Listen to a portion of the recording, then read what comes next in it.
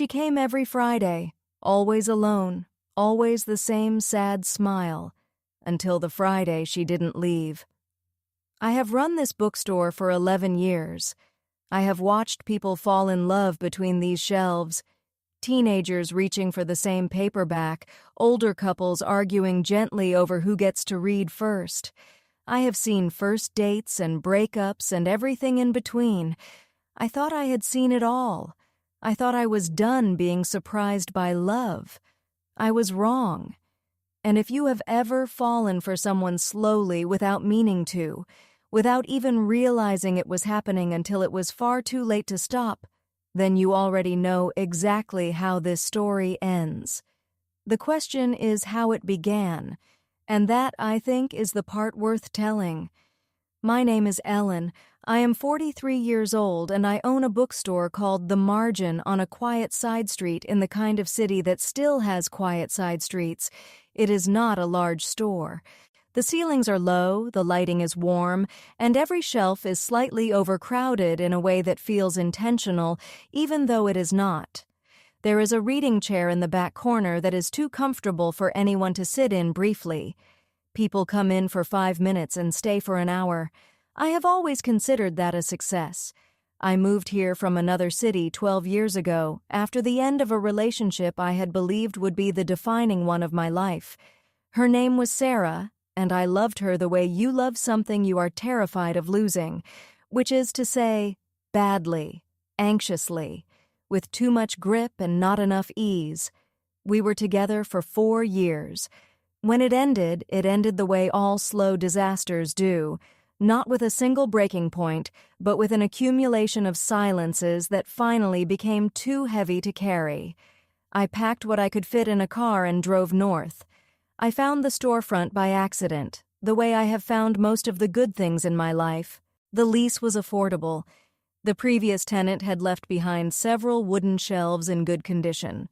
I signed the papers on a Thursday and opened the following Monday with 400 books and absolutely no idea what I was doing. 11 years later, I still sometimes feel that way. But the store is still here, and so am I. The regulars are the backbone of a place like The Margin. I know them by habit more than by name. The Tuesday woman who reads nothing but Scandinavian crime. The retired professor who comes in every other Saturday and spends 40 minutes deciding before always choosing the same type of book, dense, historical, British. The teenager who reads fantasy novels standing up in the aisle and has never once bought anything, and whom I have never once asked to leave.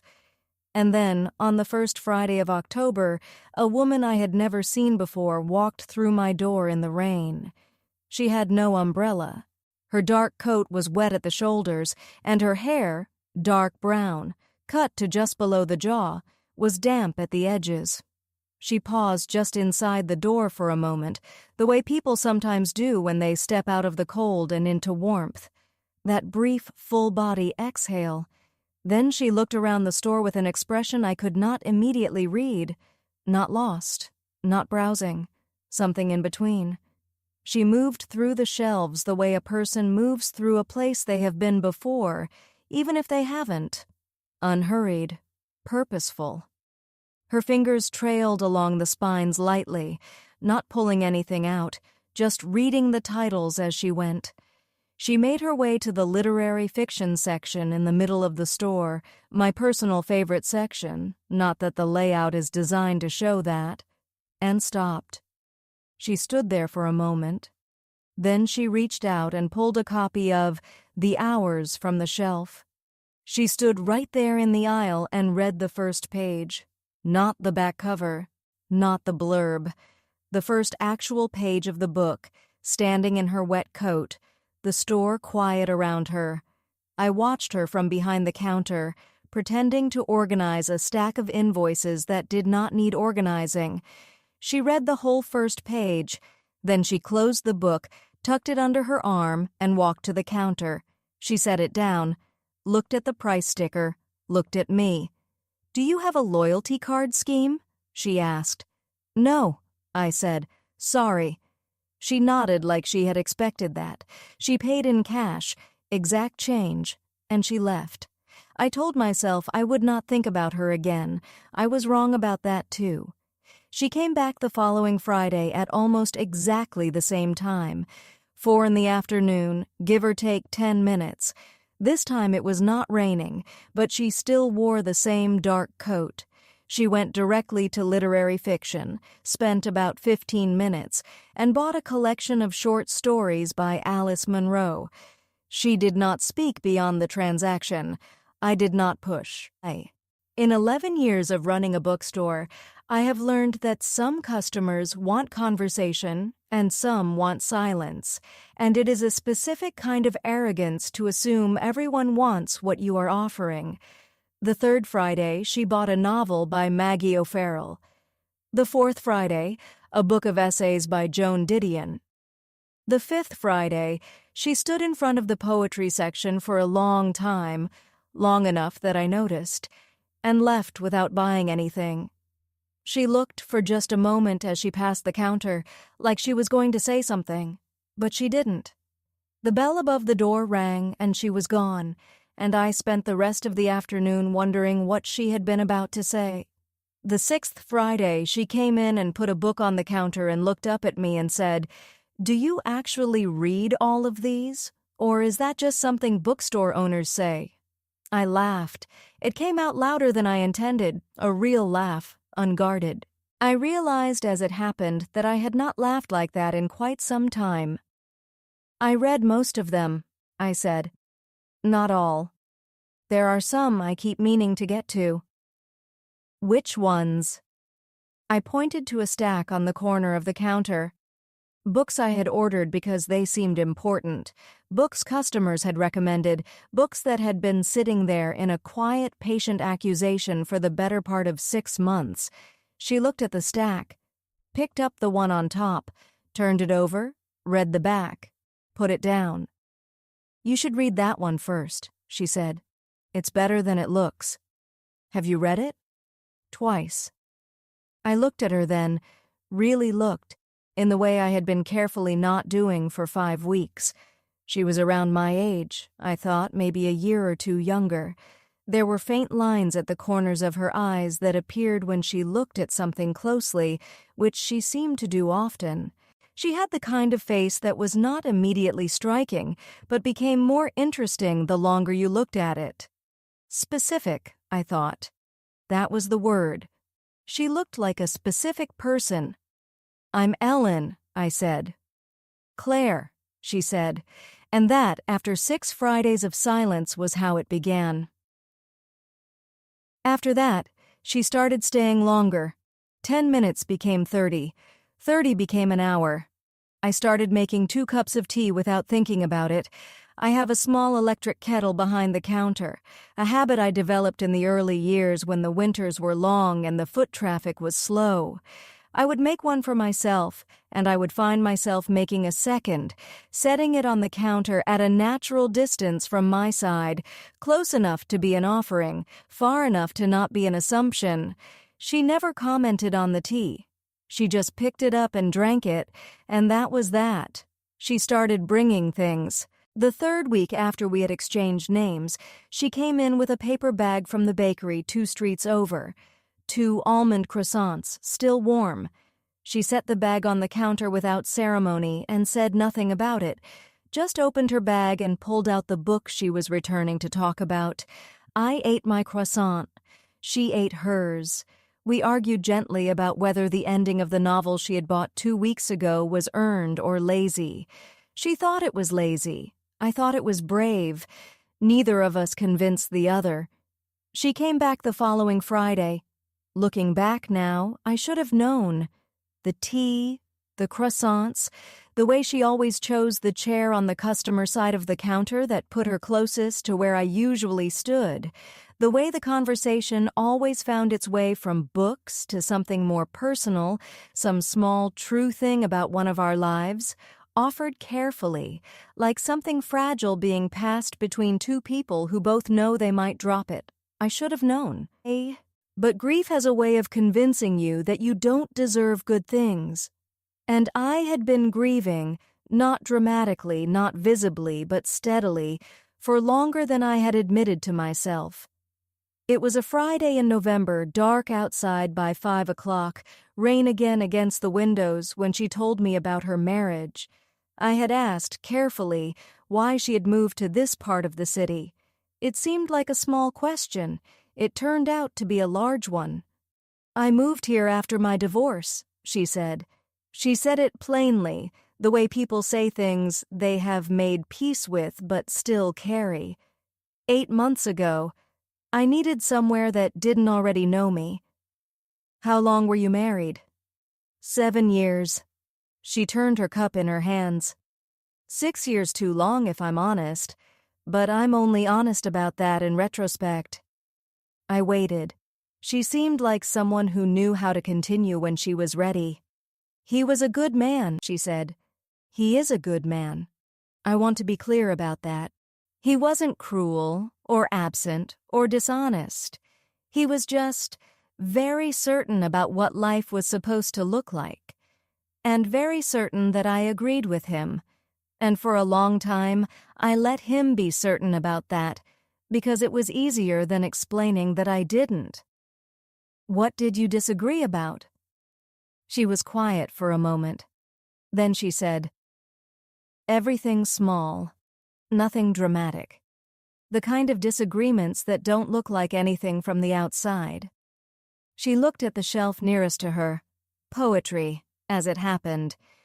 He thought fiction was a waste of time. He said it as a kind of joke, the way people say things they actually mean. And I stopped reading. For almost 2 years, I just stopped. I told myself I was busy. I told myself it didn't matter. She paused. "The first thing I did after I signed the divorce papers was walk into a bookstore." "This one?" I asked. "Yours," she said. "Yes." We sat with that for a moment. "And the sad smile?"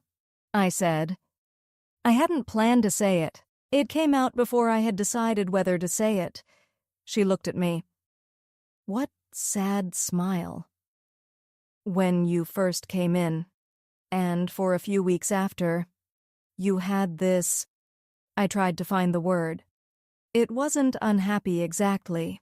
More like someone who had been somewhere difficult and was just starting to find their way back. She stared at me for a long moment. I thought I had said too much, stepped over a line I hadn't seen. Then she said quietly, "I didn't know it showed." "Only a little," I said, "and only to someone paying attention." She looked at me then in a way I hadn't been looked at in a very long time. Not romantically, not yet, or not obviously, but with a kind of sudden focus, as if she had been looking at me from a slight distance and had just stepped closer. "Were you paying attention?" she asked. I said nothing. She already knew the answer.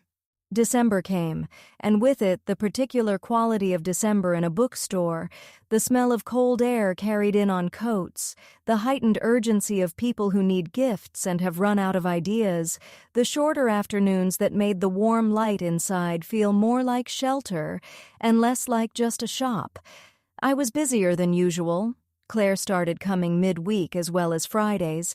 She said it was because she was working from home and the silence of her apartment was getting to her. She said the bookstore was quieter in a better way. I did not ask her to explain the distinction. I understood it. What I didn't realize then was that something had shifted between us, not dramatically, not with any single moment I could point to, but in the accumulated weight of weeks. We had moved past the careful small talk of acquaintance into something more specific and more fragile. She knew about Sarah now, not all of it, but enough. Enough that she understood why I was alone, why the store had become so thoroughly its own world, why I sometimes flinched from questions about my personal life. I knew about her architecture practice, the one she had paused during the marriage and was slowly rebuilding.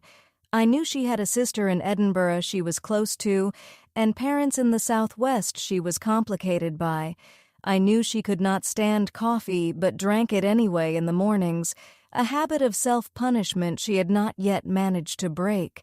I knew she cried at the end of books, but not films, a distinction she had strong and inexplicable feelings about. I knew the way she looked when she was thinking, the slight tilt of her head, the stillness that came over her, and the way she looked when she was about to say something true, something she hadn't quite said before.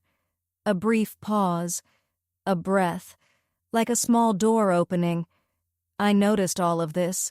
I told myself it was just the particular attentiveness of friendship. I told myself it was what happened when you spent enough time with someone interesting. I told myself a great many things that December, standing behind my counter, watching her read in the chair in the corner that was too comfortable to sit in briefly. I told myself these things with the careful desperation of a woman who already knows the truth and is not ready to face it.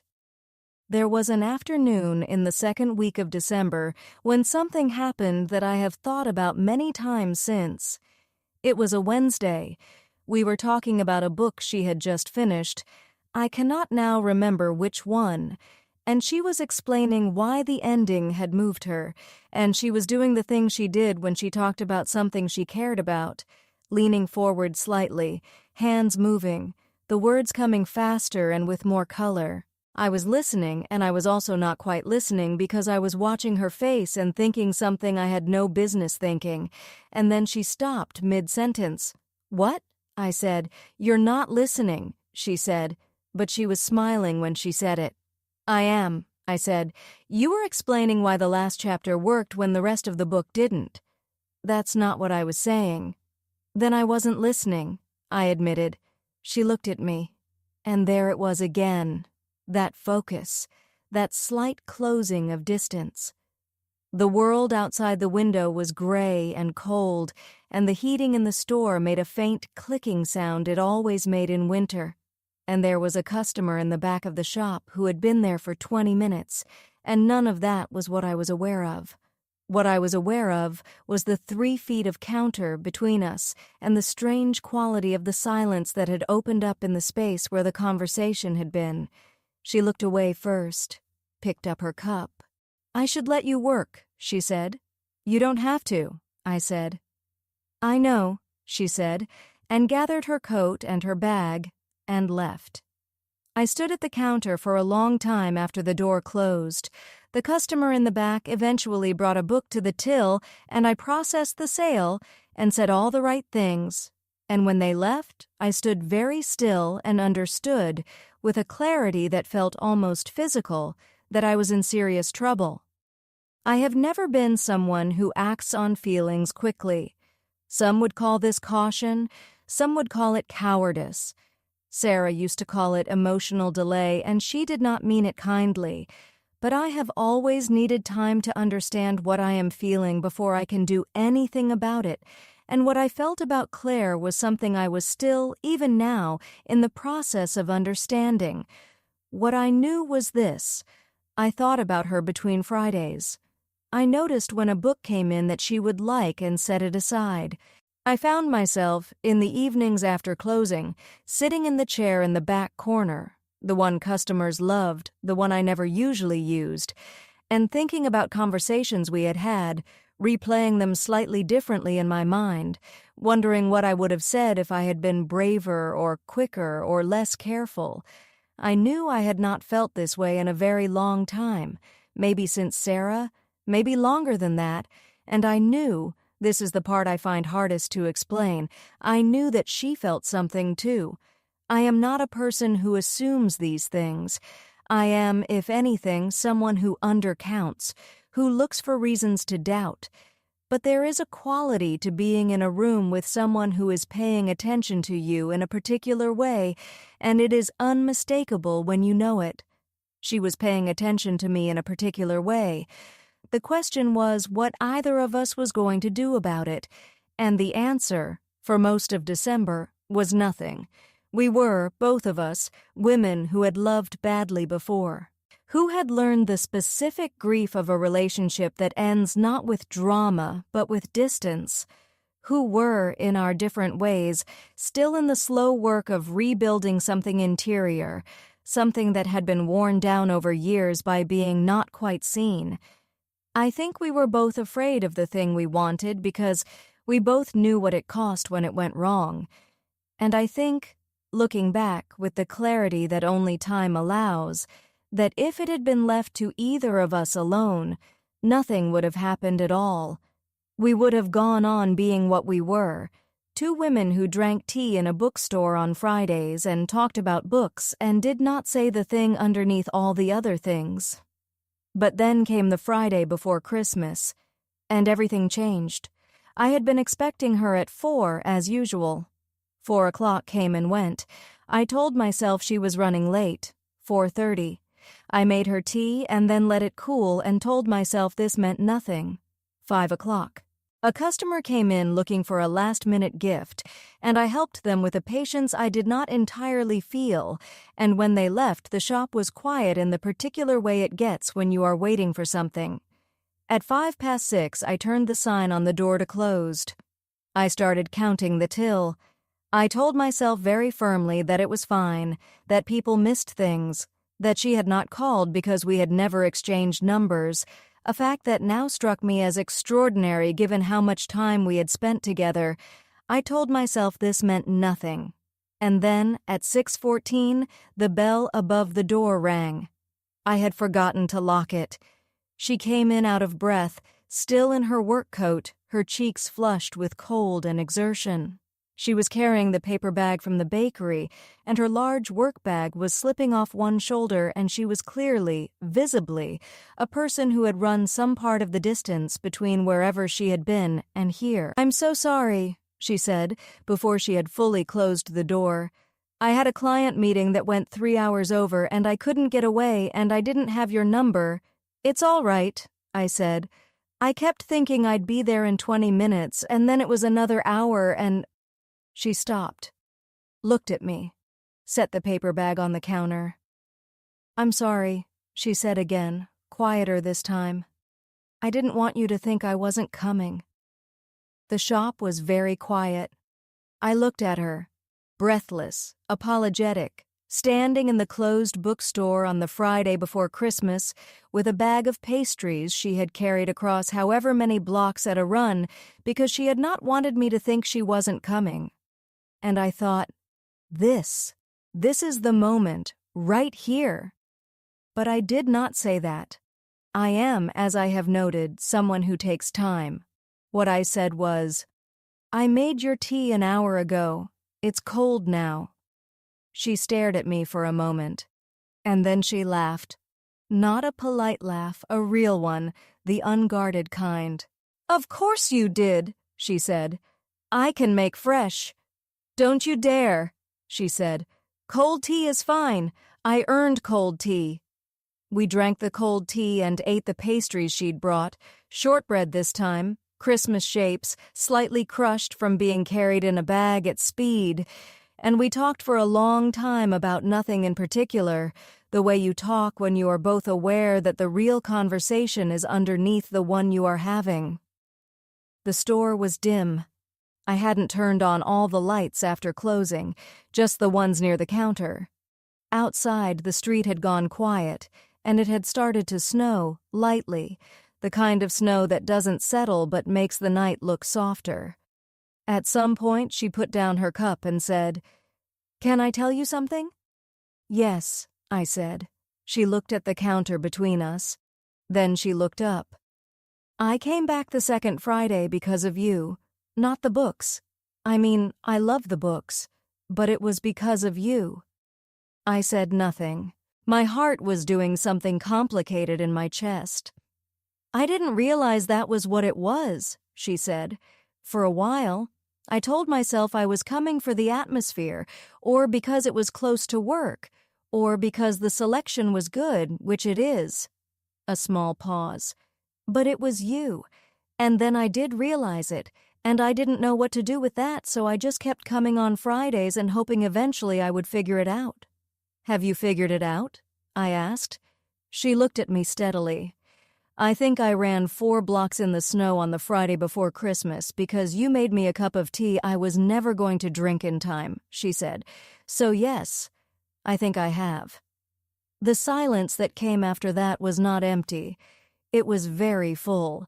The kind of silence that holds the weight of something finally spoken, something that has been asking to be said for weeks and has finally found the room.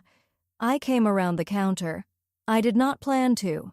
I just did. I stood in front of her, close enough that I could see the snowflakes still melting in her hair, and I said, "I set that tea aside for you every Friday before you arrived.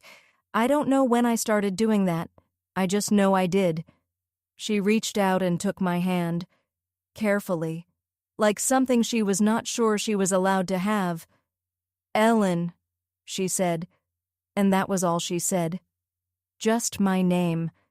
But the way she said it, carefully, like something held with both hands, undid something in me that I had not known was tied. I don't know which of us moved first. I don't think it matters. What I remember is that the snow outside kept falling softly, and the bookstore was very warm and very quiet, and the cold tea sat forgotten on the counter, and neither of us was alone anymore. She still comes on Fridays. She doesn't leave at closing time anymore. She has a key now, a spare one I had cut on a Tuesday in January when I realized she had been locking up alongside me for 3 weeks without one. She took it without making a thing of it, slipped it into her coat pocket, and that was that. That is how we do most things, without ceremony, without fuss, with a quietness that I had not known I was capable of, and that she, I think, had forgotten. The bookstore is the same. Slightly overcrowded shelves, warm light, the chair in the back corner that no one sits in briefly, the kettle behind the counter which now, every afternoon that she is here, makes 2 cups instead of 1. I think about the version of myself who watched her walk in on that rainy Friday in October and thought, I will not think about her again. I think about the gap between that certainty and the truth. I think about all the small choices that had to land exactly right. The unbroken lease, the drive north after Sarah, the particular shelf she stopped at on her first visit, to put us both in the same room on the same afternoon. I do not know if I believe in fate. I have spent enough time among books to be suspicious of tidy narratives, of the idea that things happen for a reason. Life is messier than that, lonelier, more random. But I also know this. There are moments that change the shape of things, and sometimes those moments look, from the outside, like nothing at all. A woman in a wet coat reaching for a book, a cup of tea left at the edge of a counter, 6 words spoken in a closed shop on a snowy Friday night. I didn't want you to think I wasn't coming. The best love stories don't announce themselves. They arrive the way good books do, quietly on an ordinary day, when you had stopped looking and started, without knowing it, simply living. And then one day you look up, and there it is. There she is. And the only question left is whether you are brave enough to let it be real. I was. Barely. But I was. And I still think about that moment, the cold tea, the snow, her hand reaching for mine, every single day.